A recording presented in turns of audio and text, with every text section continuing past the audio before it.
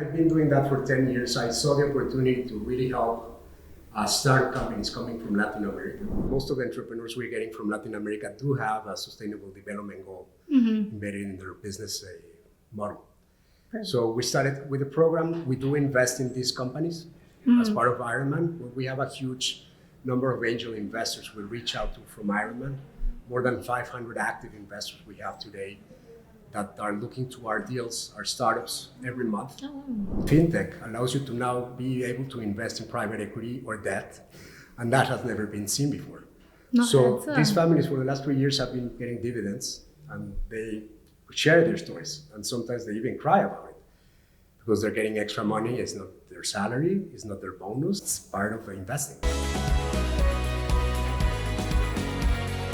Welcome to Venture Ahead, IU University's entrepreneurship podcast. I'm Samantha Zorn, your host for today. We're very excited to have you here, Ricardo Aizenman.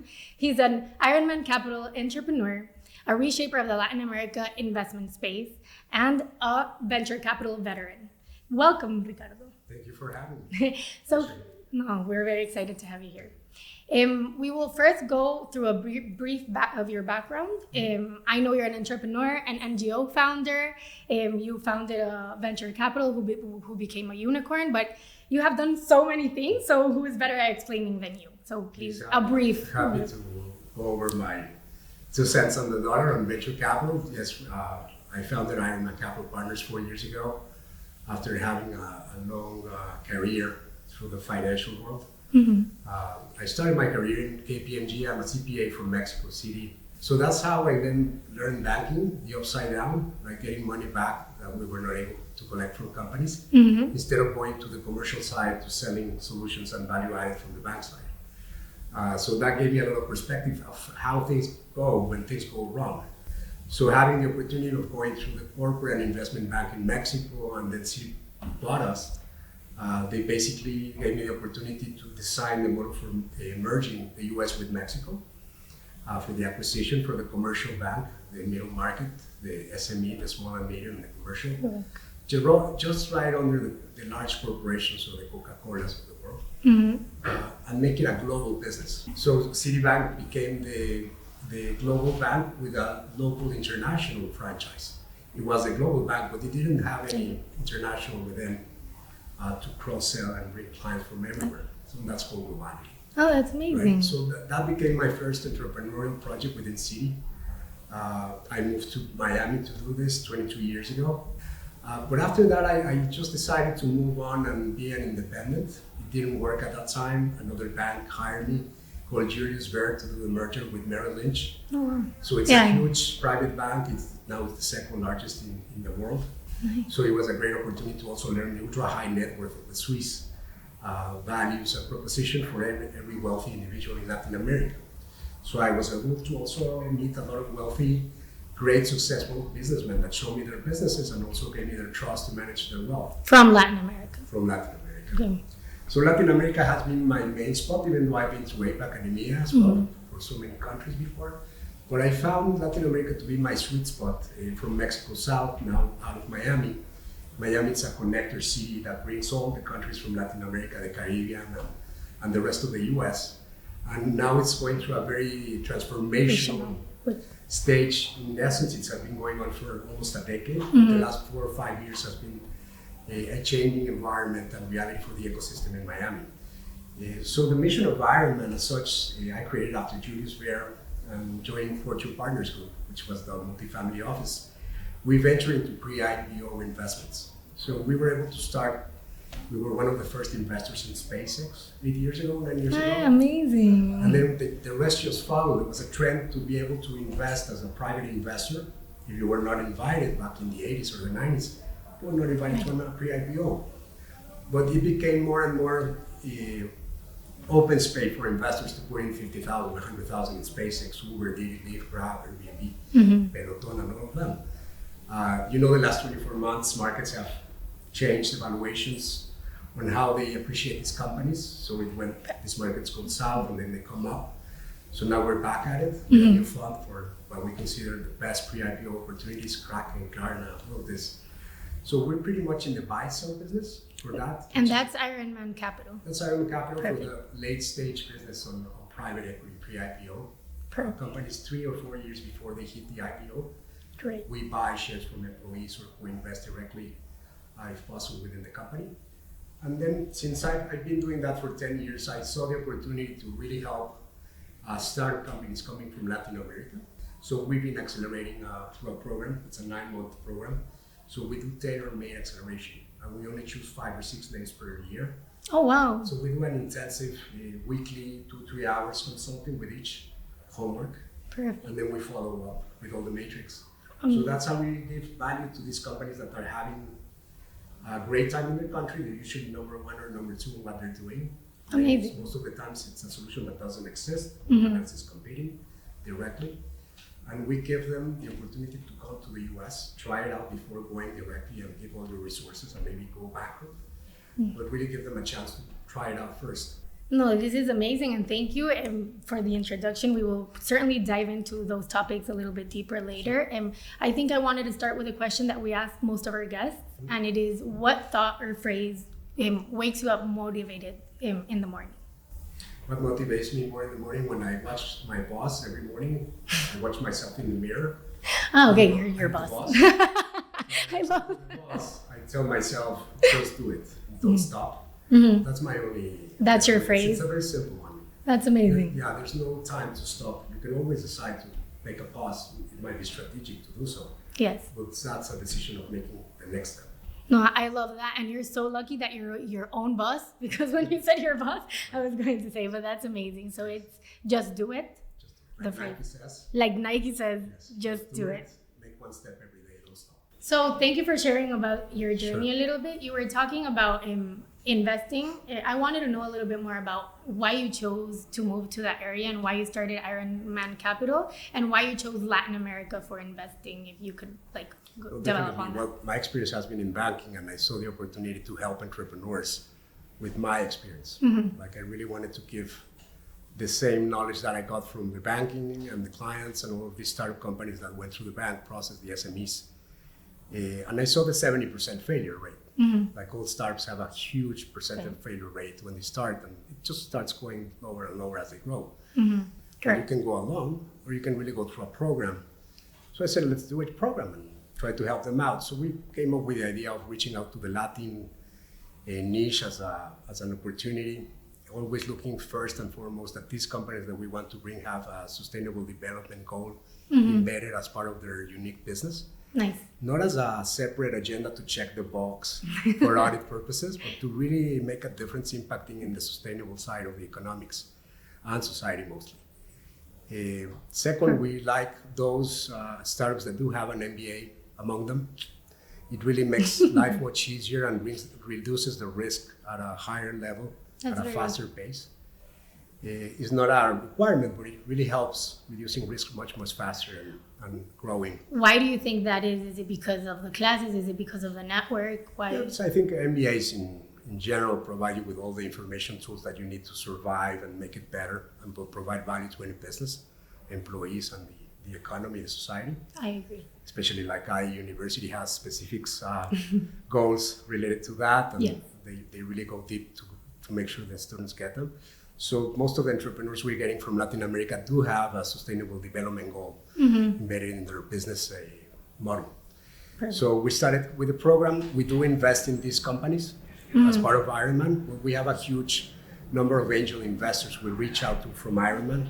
More than 500 active investors we have today that are looking to our deals, our startups every month. Oh, And they decide which one they want to participate and which don't, if they want to do one by one or they want to be in a fund model. So you can be either or.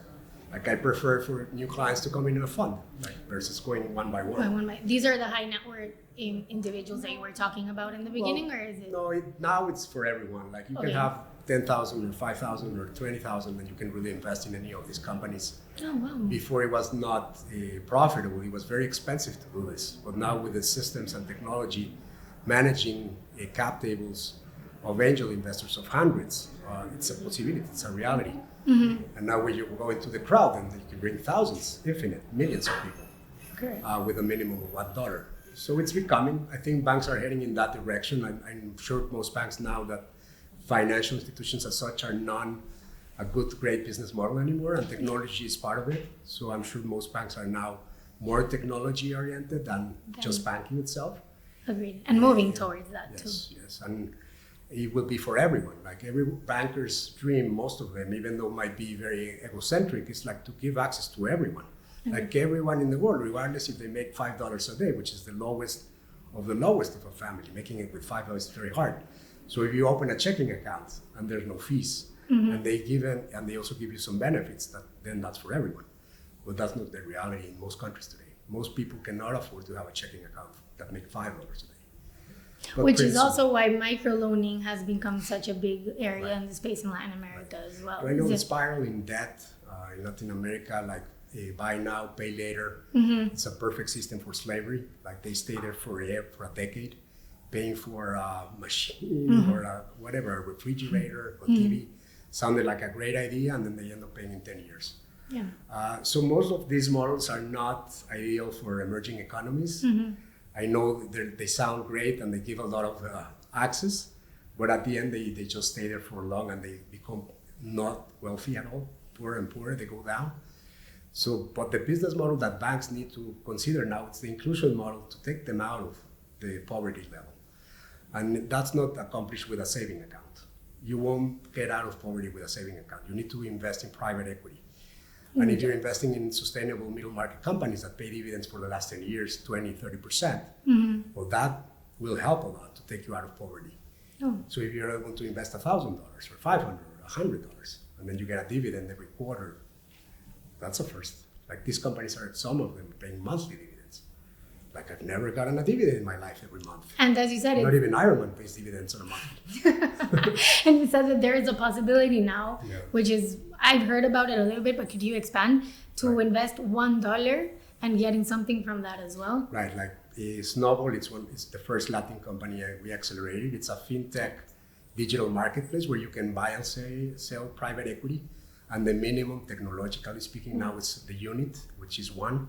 Awesome. At some point, even retail went to that venue of $1 shops when there was no $1 thing to buy. And suddenly there was the opportunity. So it's a comparison, it's not equivalent, but fintech allows you to now be able to invest in private equity or debt. That's amazing. A minimum of $1. So if you're middle class or low class, which is in the case of Snowball, most of the clients invest $300 average ticket in private equity companies. And that has never been seen before. No, so these families for the last 3 years have been getting dividends, and they share their stories. And sometimes they even cry about it because they're getting extra money. It's not their salary, it's not their bonus, and it's not any government benefits. It's part of investing. Wow. So they're getting educated. So crowdfunding with a digital regulated, this is very important. Regulation. Regulation is critical. It's critical. Mexico and the US are the most advanced now in terms of fintech for this kind of models. So people feel safe investing with their Apple Pay opportunity. Before that, you have to send a check, fill out a subscription document, send it to the lawyer for check and review, and those takes days. Now you can invest in a couple of seconds. And would you say it's similar in an idea wise as in Robinhood, that you not like in Robinhood you can invest from your phone? Right. The only difference would be that it's concentrated. Okay, on private equity. These are not public companies. These are startups. Middle market. That's amazing. And this company Snowball has done more than 50 plus fundraising for companies. Like there's one avocado company. They export all the avocado to the US.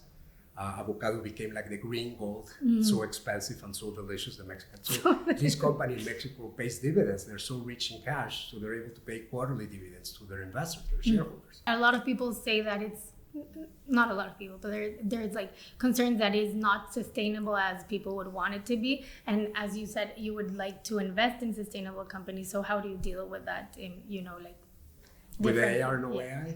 I think AI will just reduce costs and make it faster and more productive. It will add value. There's always so many risks involved in this kind of technology we just don't know about. Correct. But humanity has been through so many other before. Maybe not like AI, definitely, but when we went through the Industrial Revolution, like people saw the steaming machine, I was like, what is this? Or they saw other machines that were coming out, and it really changed the world, and we were afraid at that time also. So it's okay. We just don't understand it very well. We know there might be risk associated, and we'll consider those to make sure we don't go through that. But this is a machine that learns by itself. Yes. And makes decisions by itself. So you can control so much in something like this, right? So that's our space of having a safe space to do AI. It'll take less time than I think most people think about. It'll be like a super fast process, and before we know it, elderly people will be using AI. Agreed. And kids as well. For me, it's a great tool. I just want to know your take on it. Yes, but... yes, I'm pretty open to AI and advances. Yes, no, but getting a little bit less technical on it, could you tell me about like a point in your life, maybe it was your MBA like we were discussing before the podcast, or a turning point in your life where you decided that maybe like the corporate world or like banking was no longer for you and you wanted like to start your own venture and be an entrepreneur, and how that like transition was made? Well, I was at that time the international head for Citibank, commercial bank, and after Lehman, responsible for the audit for the international accounts, it really brought some perspective of, well, I'm working for the largest bank in the world. I have a super position. I co-founded this model internationally and have so much responsibility at this age. So why don't I do this for myself? Like, why would I like to continue working for a large corporate forever? Like, you have this dream of becoming the CEO, just like another 30 guys next to you. They're looking for the same position, which is okay, aspirationally speaking. But I wanted to do my own. And I said, well, it's been 17 years with Citibanamex. It was a long journey. And I decided this is the time for me to do entrepreneurial. And I was able to do it 3 years later. It wasn't right away. But it was a great turning point to be able to just go full force, reporting to myself. And I got some great team members, and at some point some great mentors. Amazing. And I love my clients. And before going to your MBA, did you have an idea of what you wanted to do? Because I know it's scary, and a lot of us, I'm an MBA right now, and a lot of us are scared to start an entrepreneurship because we don't know if it's the correct thing. We don't know if there will be a lot of traction. So before going to your MBA, did you have ideas, or was it during your MBA that you you started brainstorming? No, I think since I was a kid, and I could remember maybe at age 8 or 10, I learned that I wanted to be a banker. Oh. I wanted to be involved in banking. One of my uncles is a former retired Rothschild banker. So I saw investment banking was a great thing. I'm the only banker in my generation in the family, but it was a great opportunity to see someone else doing it as a role model and going for banking. Yeah. I was always an entrepreneur since I was a kid, creating business models and starting businesses. Oh, really? Even though I was a banker, I was always doing entrepreneurial. Throughout my marriage with my former wife, we opened furniture stores for babies. Oh, amazing. This was a great entrepreneurial. We opened a paint factory, 4 stores in Mexico, luxury goods for kids and babies, like unlimited budget. So it went great for 9 years, and we sold it. It was a great opportunity. It was very hard to manage it. We moved to Miami. We kept the business in Mexico. It was a great challenge to run it from abroad. At that time, we just didn't have all the gadgets and the technology we have, but it was a great opportunity.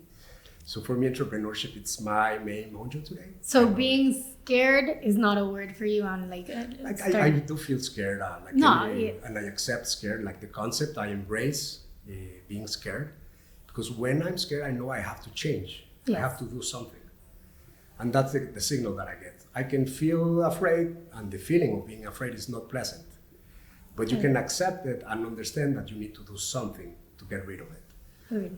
Without the feeling of fear, then there's no need to change. That's great advice, because I feel a lot of people get paralyzed instead of doing something and feel like they won't be able to develop it. So I think if you're too comfortable, you just don't do anything. If you feel fear, you'll move for sure. Amazing. After you're paralyzed. So. There's an area that I'm very interested in, and I know that some listeners will be interested in too, and it's about the NGOs.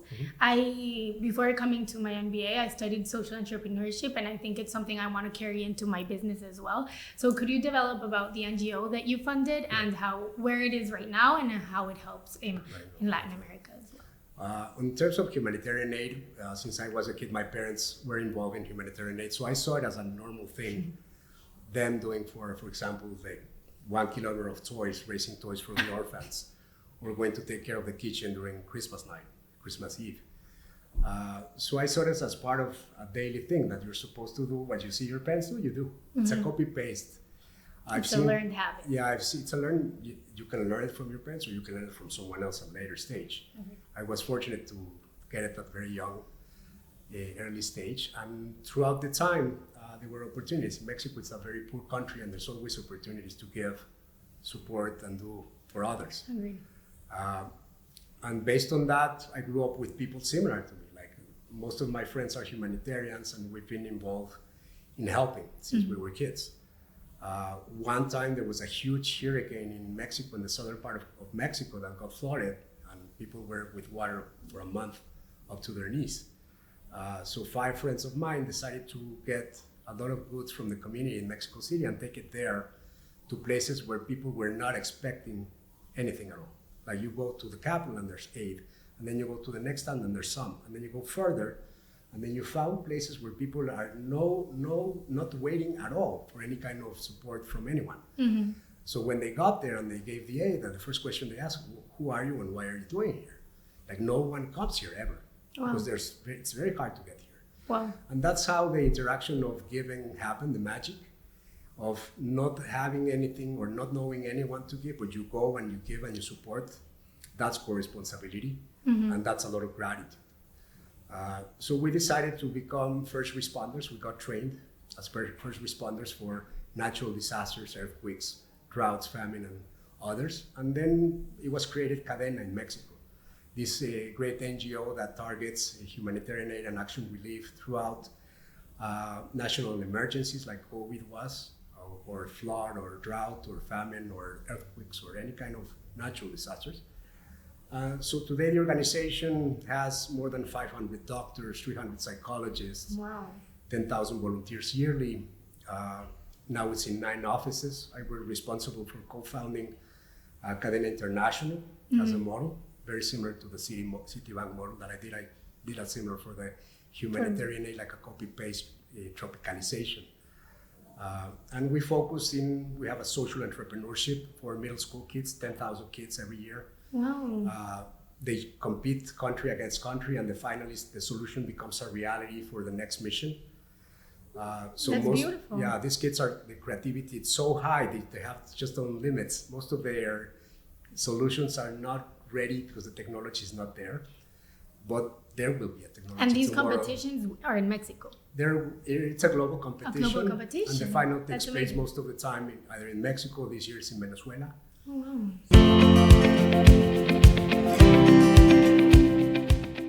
We're going into a section which is called the Entrepreneur's Inbox, where we get questions from our students that are listeners.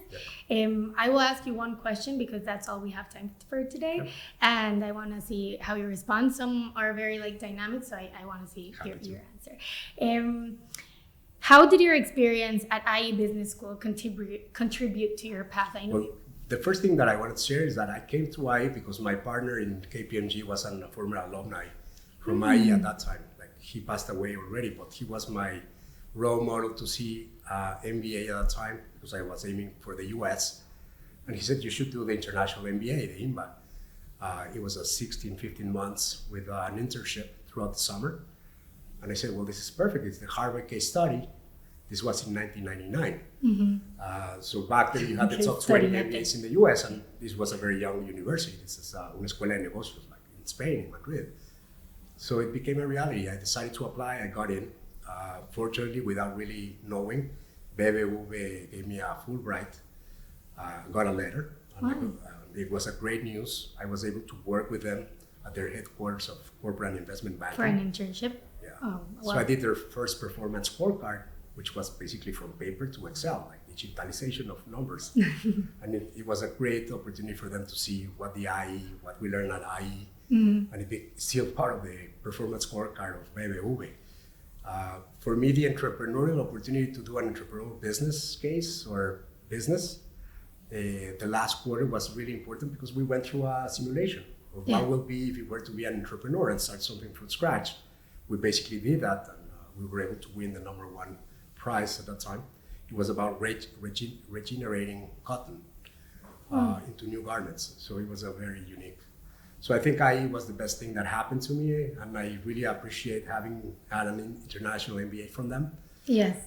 It really helped me throughout my entire career, and even today. I'm saying like this straightforward. The best decision that I've ever made was to come to IE. So you would recommend people to 100%. go? 100%. So thank God, because I am in the MBA. So. Yes. No, Go for it. thank you for being here. Sure. It was great talking to you. I have learned so much from you, Yes. and I'm sure our listeners will learn so much about you too. I hope we had more time, but if not, It's another time. it will be another time. So thank you, listeners. Please subscribe, and we're on all the platforms, and I'm looking forward to the next podcast. Thank you.